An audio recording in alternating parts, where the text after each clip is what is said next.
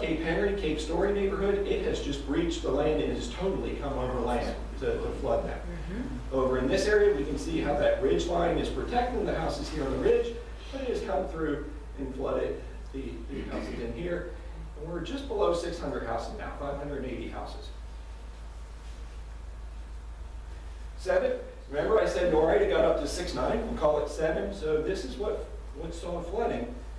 870 houses basically saw flooding in here. And we'll continue it because I want to talk about climate change and as things change. So there's elevation 8, you can see it's just getting worse. There's 9, we're up to 1,300 houses have flooded, and you can see how it's all flooded in there. And then elevation 10, and we just kind of, we walked it across. So over 1,400 houses at elevation 10, and you can just see the little bit of the ridge line that's sitting here protected. Everybody get Westminster County. Get a houseboat. So it's another way we kind of do it, because everybody wants to know what's the bang for the buck, what's the cost ratio that we're protecting and that type of stuff. So we've used kind of the stair step to show. And like I said, what we want to do is make use of the highland to do some protection. And so some of the next things you're going to hear me talk about is we can put gates in and put walls in that tie to the higher land to protect areas. Because if we can keep off this and protect over here, we can protect this whole bowl. We can do some protection over here. This area, it's hard to protect it. So you can either put a major wall all the way along it, or we can talk about larger, bigger projects, maybe something at the Lesnar Bridge, and you'll see me talk about that as we move along. So also talk about Windsor Woods. Windsor Woods, like I said, 5 miles inland, it's here in the city, but it's also connected. Tide comes in through the Lynnhaven River, comes down through the western branch and also through the eastern branch, and drains in to hit the community. They also drain out south, and so they drain through North Landing River. Actually, it's West Neck Creek down to North Landing River, and so they're affected by the wind-blown tides also. Just wanted to show that. So you've got the tide can come in, and their rain has to drain out.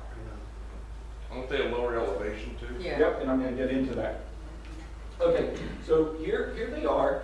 This is Trashmore right here. This is Trashmore Lake. This is Windsor Lake next to it. I'm sorry about my shakes, guys. This is I-264. This is Lynnhaven Mall. Lynnhaven Parkway comes around. Actually, it's on this side of the creek, so Lynnhaven Parkway's here.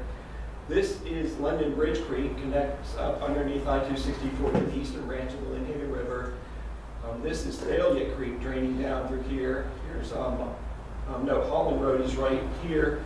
Like I said, Thalia Creek comes here. This is Thalia Creek coming through here, connecting into the western branch of the Lynnhaven River.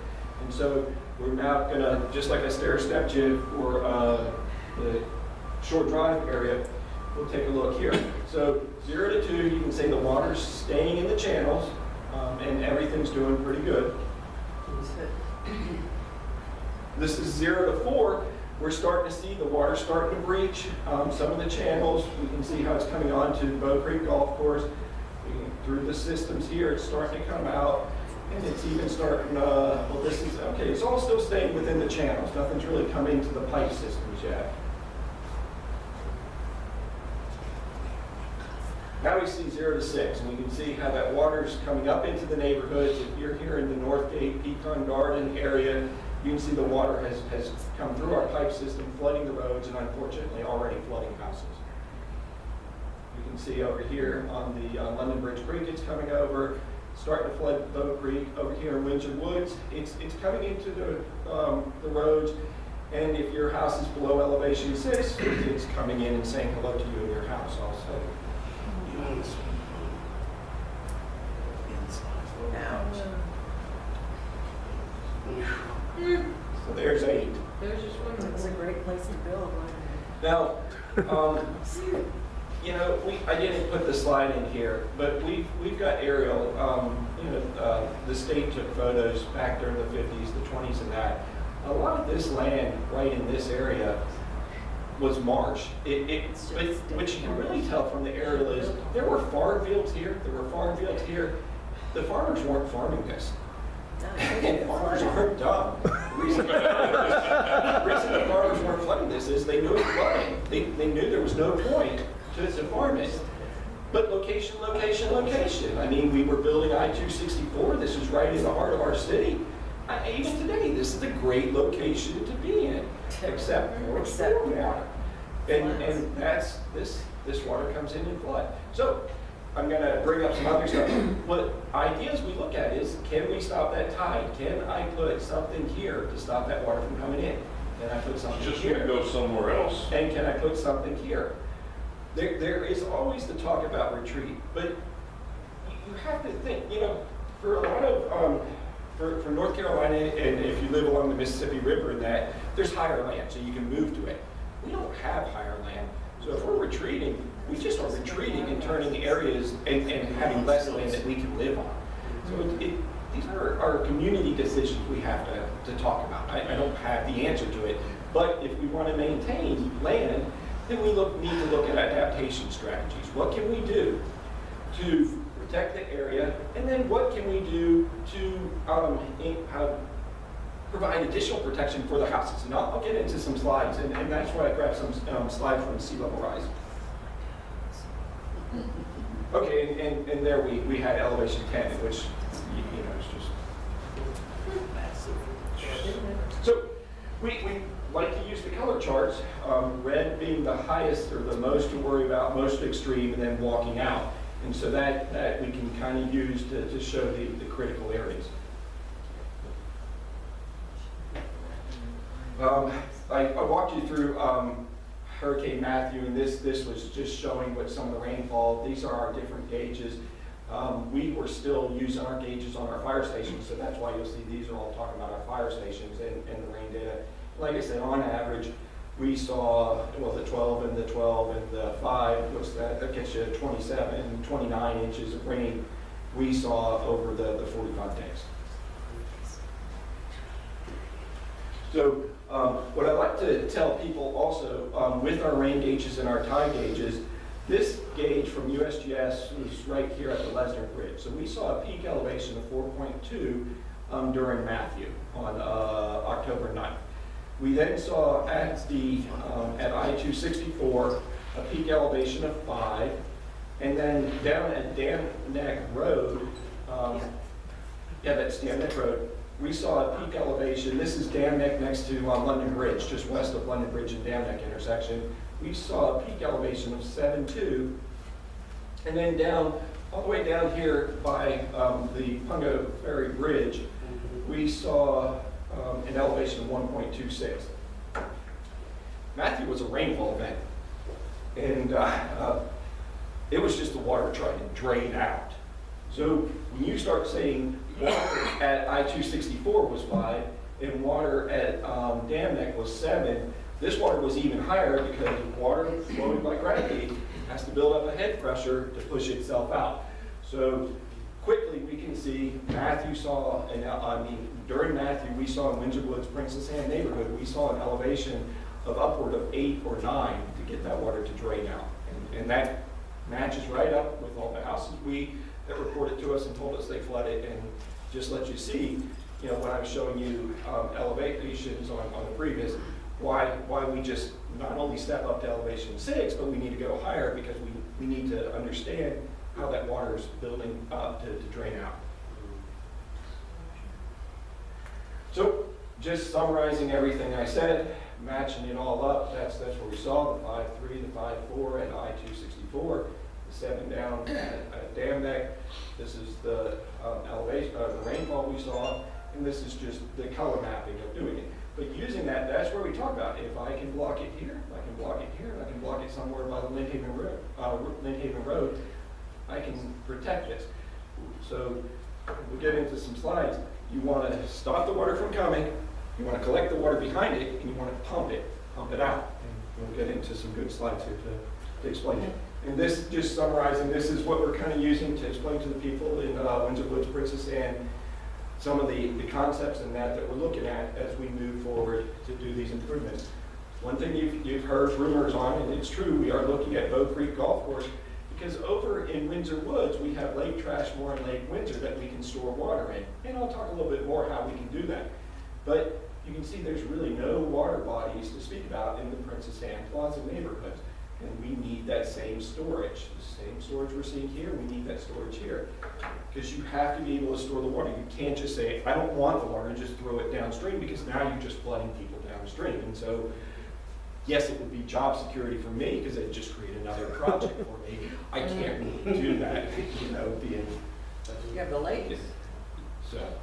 So we talk about where have projects like this occurred before. New Orleans, you can see they built walls to protect themselves. Locally, we've done it in Norfolk. There's the wall. This is the Wisconsin here. This is, what's the museum right next to it? I can't think of it now. Nauticus. Yeah, so Nauticus is right there. I mean, we have daily walked through, there's openings in this wall, they slide the gates to shut it, and we don't even think about it. You can dress them up really nicely, nobody even knows they're there. And then this is the pump station. We've done a little bit better making our pump stations look a little bit better, but that's the pump station, so the water that gets trapped behind it gets pumped out.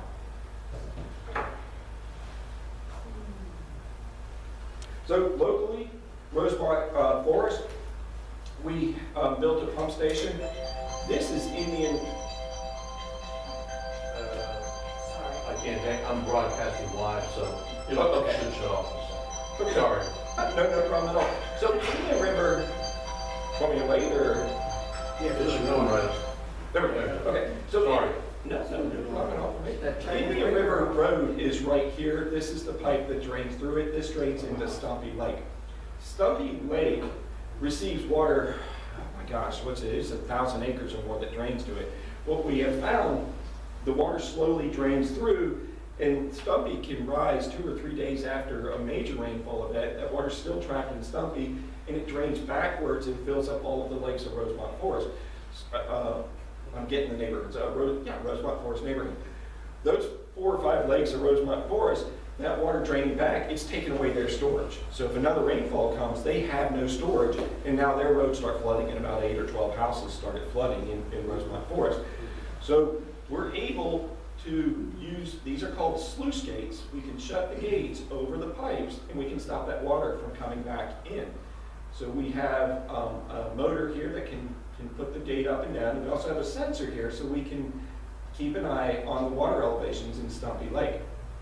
This is the pump station, so water can come in and then it gets pumped out. These are great, simple. The water comes in, we use a pump to just lift it up, it gets it up high, and then we just use gravity to drain it right back out again. We call these basically a lift station.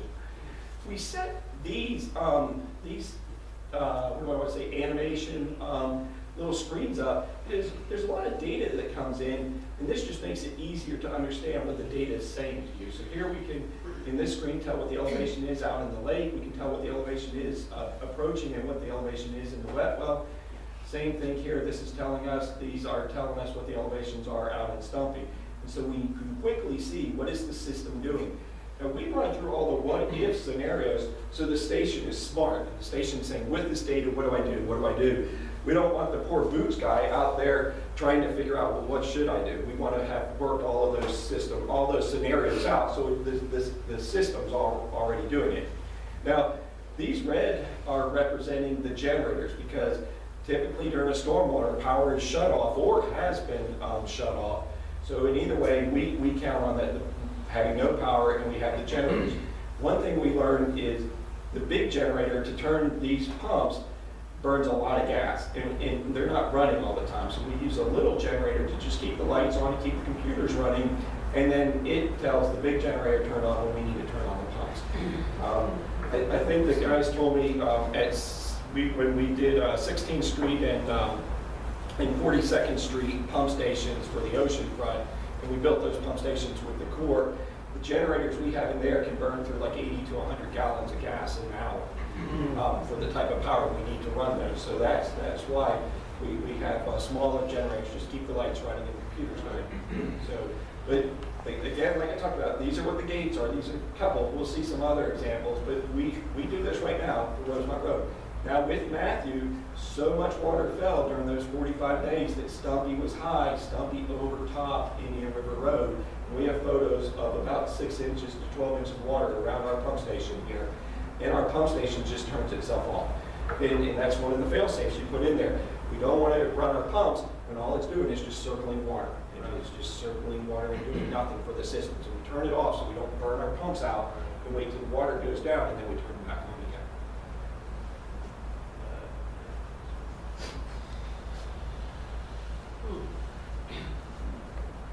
again. Now, I apologize, we put this together in PowerPoint, and this is us engineers just having a little fun just to show. But here's on a regular day, again, you got your inland area, you've got your lake, and we use gravity for the system to drain out to the lake. We originally did this for Rosemont Forest, and I think we just kind of try to make it generic. And so you have your area where you're berming, so you're stopping that water from being able to come back and flood your houses in your protected area. So the rain comes in. Like I said, I'm sorry. Just a little fun in PowerPoint. So the water gets up to a certain elevation. This is where you got your sensors. So the water's getting up to a point where we're like, okay, we don't want the water to get any higher in this pond. It could flood houses. We don't want to do it. So this sluice gate over here, you watch, it's going to close. We're going to see the water gets higher here, and this water here is going to pump, get sucked into the pump, and then be pumped out. So we'll maintain the lower elevation here, even though the lake and the river is getting higher.